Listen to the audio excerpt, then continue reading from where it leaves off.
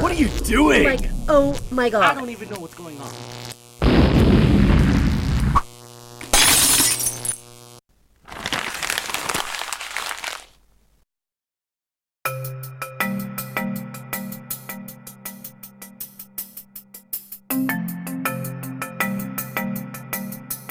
Player one.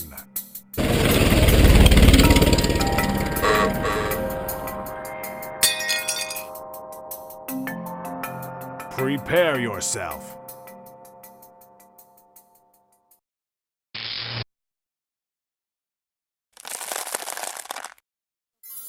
Don't forget their gift cards at RitaYanez.com, and so am I. Under your bed. Turn on the light!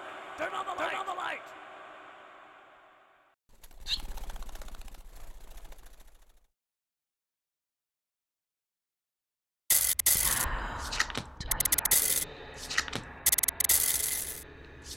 Hi there, Sagittarius. This is your weekly reading for the week of December 14th through 20th. I wish you well. I hope everything's going great for you in school, and I hope that your holiday season is off to a rockin' start. So the energy this week is a little bit of a mixed bag, but I don't think it's going to be very difficult for you at all to navigate it. So let's talk about it, shall we? On Monday, we've got the Ten of Pentacles. This is a card that indicates that you're feeling pretty good about your current family dynamics, that even if you have to get moved around to go visit this parent, if your parents are divorced and you have to go stay over here or be with grandma here, and on that day you're here and there, it seems like it works out all right in the end.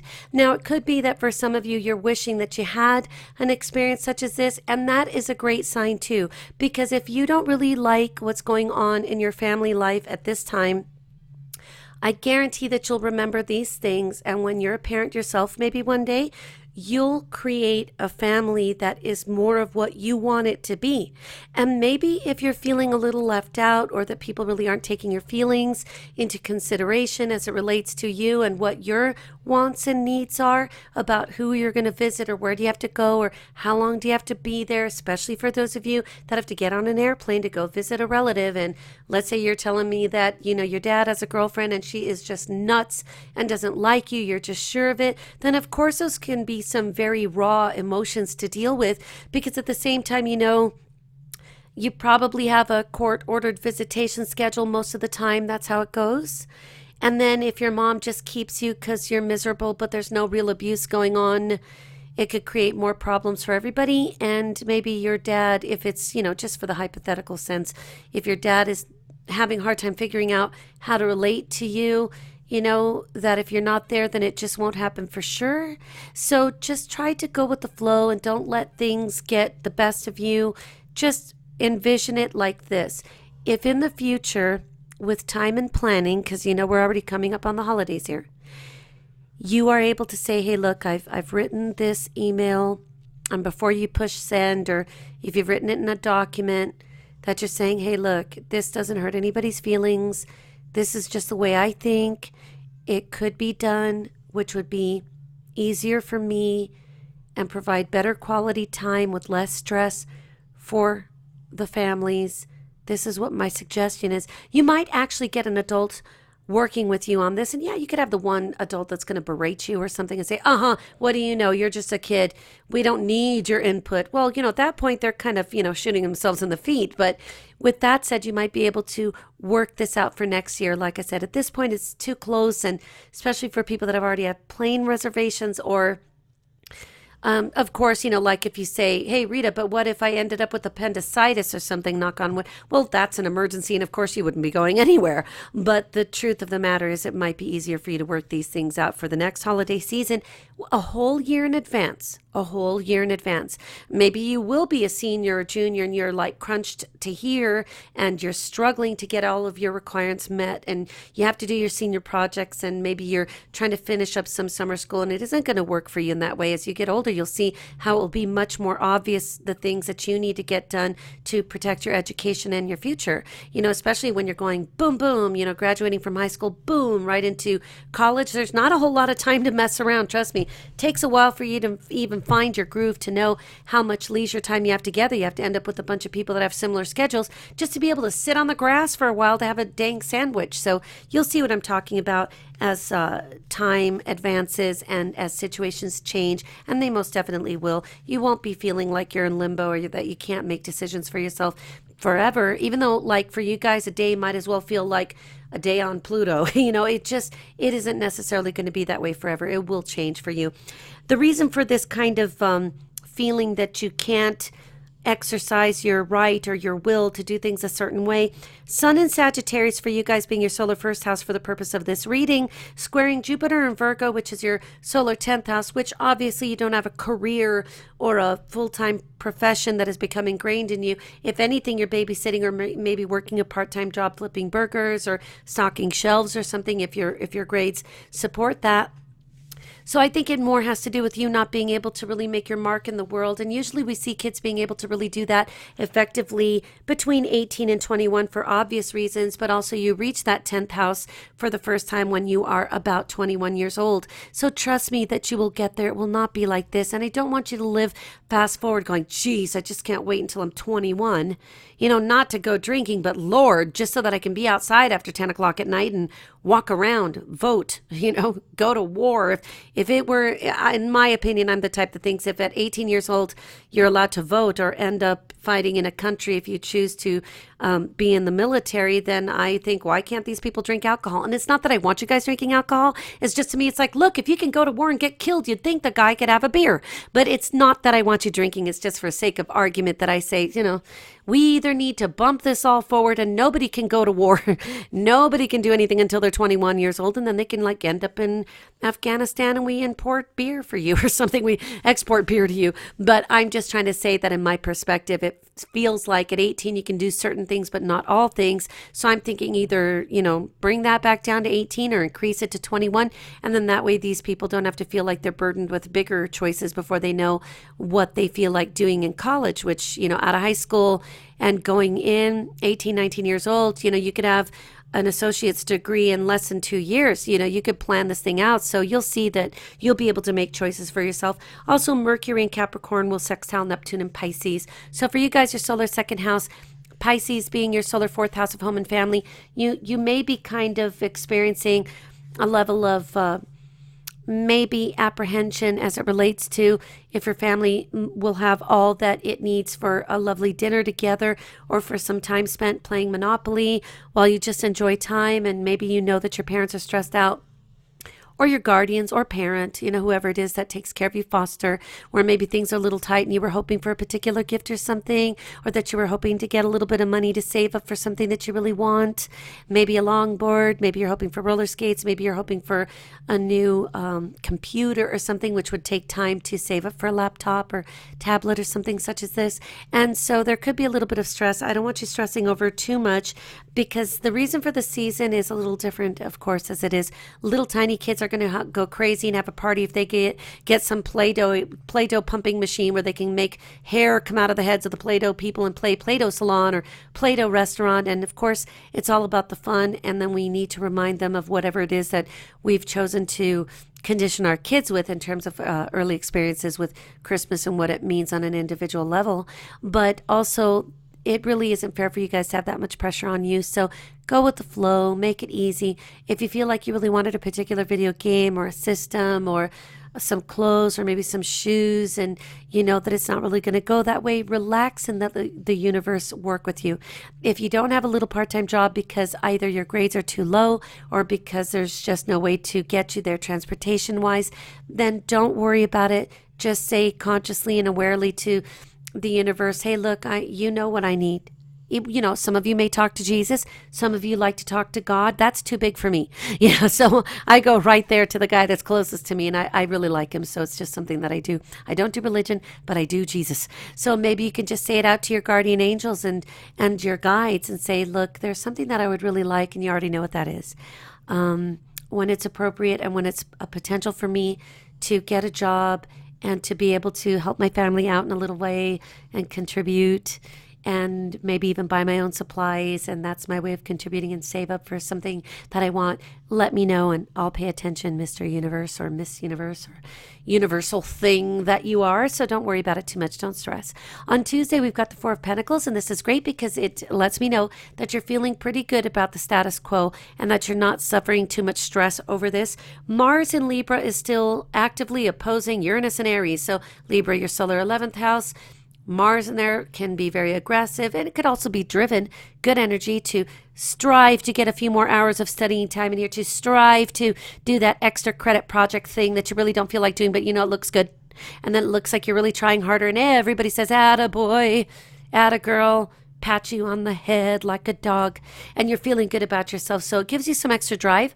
The adults are going to have to actually watch about saying things that could become the faux pas, you know, open mouth, insert foot, and now it's just obvious. With you guys, it could be more of drive that I see, that you're more driven to get through this and say, I'm going to help my family because even if we can't afford to do this or that, I am going to clean that kitchen from top to bottom, and we are going to cook off. We are going to have a good time. We're going to do whatever we do, even if it's mac and cheese and sandwiches. We are going to make it the most fun, memorable beginning of all new, fun, memorable Christmases from here to eternity. Or maybe you say to your family, you know what, can we go help out at a homeless shelter? Can we go do something nice? Maybe visit some shut-ins, some recluses, and together in groups and make them feel better. You'll see the universe will blow you kisses like big purple butterflies, something wonderful like that. So just keep in mind that Uranus and Aries down there in the 5th house could kind of create some unpredictable situations.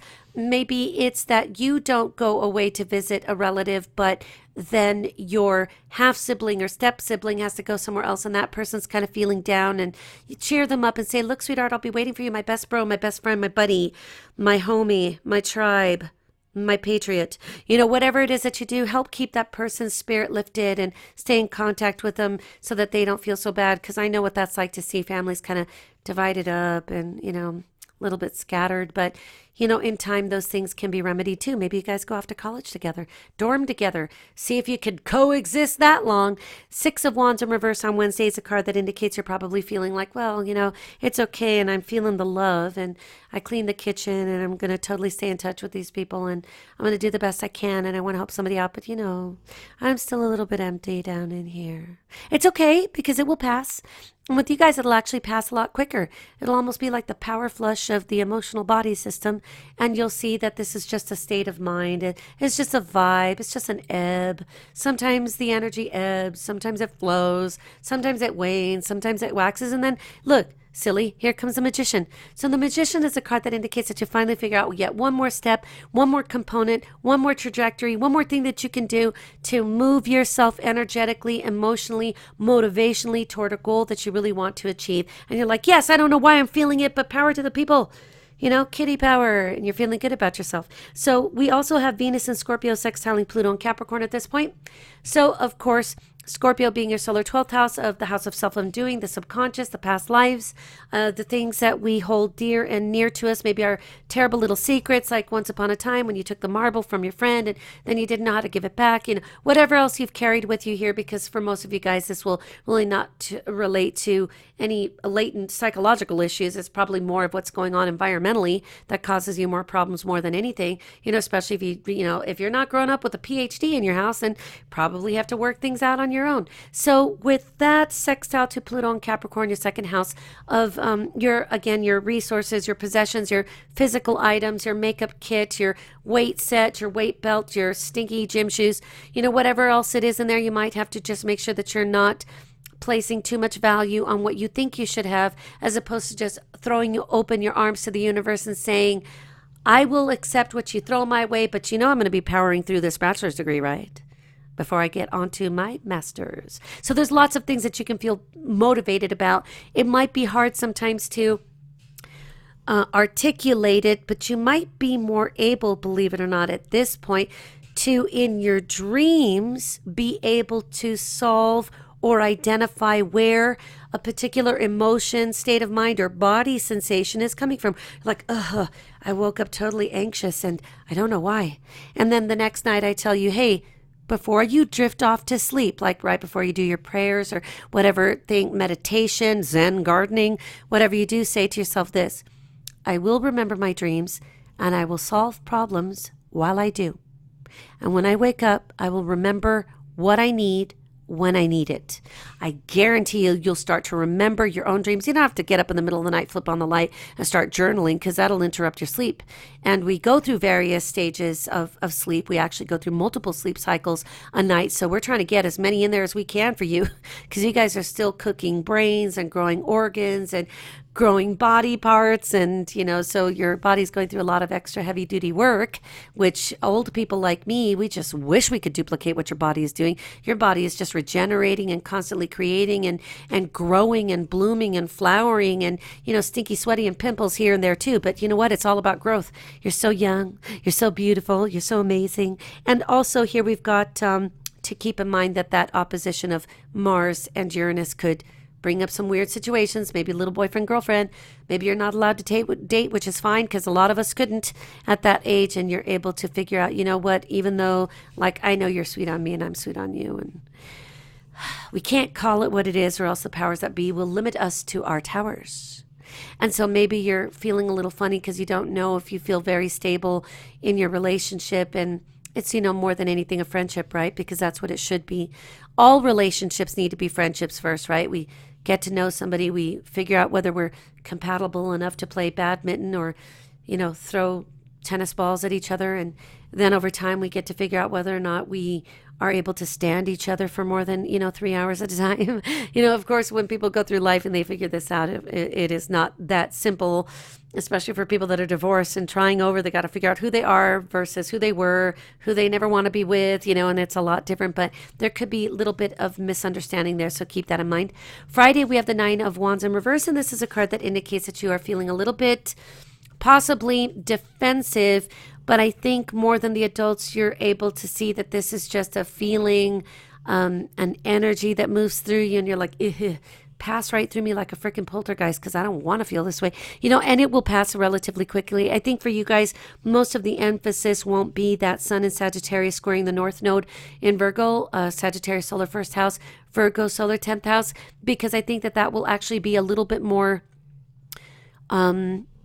workable for people that are adults and are actually making career and or higher education adjustments, where they have to make a decision about, oh God, it really isn't about career at this point. I got to figure out which graduate school I'm going to. Oh Lord, that's where they're going to feel it, where you guys will be feeling it more or less about the Venus and Scorpio quincunx energy. That's an aspect that it's making to Uranus in Aries. So Scorpio, your solar 12th house, is where you're going to feel this more. And Uranus in Aries, your 5th house, could be where you're actually having active dreams about your past life incarnations, if you subscribe to that. If not, it's just the subconscious doing its creepy thing, regurgitating the remains of the days.